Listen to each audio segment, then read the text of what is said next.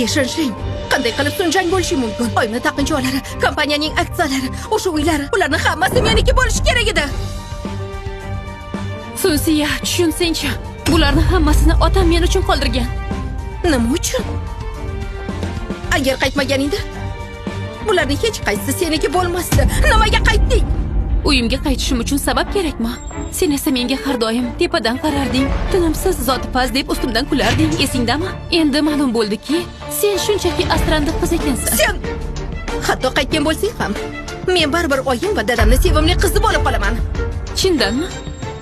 Oldin sen Sun oilasini mavqedan foydalanib, o'g'limni urib yubording. Zararni qoplamading.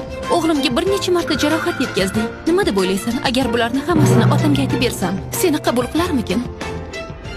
Senga bunday imkoniyatni bermayman. Nima qilmoqchisan? Yashirin. To bu yerda ekansan, oyim menga e'tibor bermaydi. Menga tegish.